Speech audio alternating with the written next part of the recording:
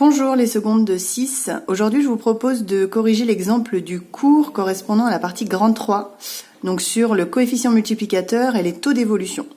Donc vous avez la propriété sur les yeux, savoir quel calcul on doit faire pour augmenter une valeur de t% ou pour diminuer une valeur de t%. Donc dans notre exemple, on a un article qui coûte 48 €. On va d'abord calculer le nouveau prix pour une hausse de 37%, puis pour une baisse correspondante de 11%.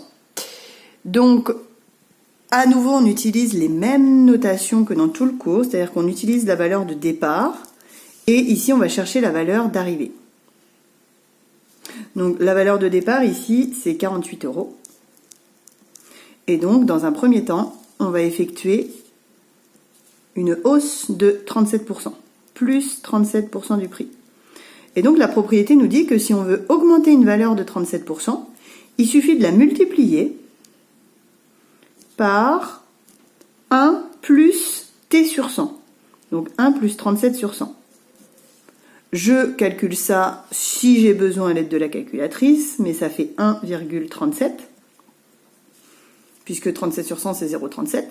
Donc vous prenez vos 48 € et vous multipliez par 1,37 et ça va vous donner votre nouveau prix. Donc on peut utiliser sa calculatrice pour le calcul. 48 fois 1,37, ce qui nous donne 65,76 € pour le nouveau prix. Donc ça, c'est dans le cas d'une augmentation de 37%. On va refaire un calcul, mais cette fois-ci, s'il y a une baisse de 11%. Donc notre valeur de départ, c'est toujours 48 €. Et cette fois-ci, on applique une baisse de 11%. Moins 11%, 48 €, moins 11% des 48 €.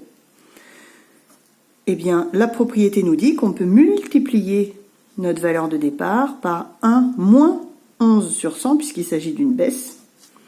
On peut le calculer à la calculatrice si on a besoin.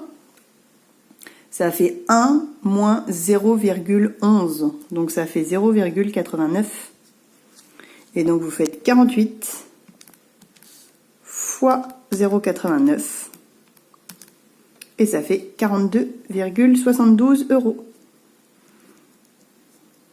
s'il y a une baisse de 11%.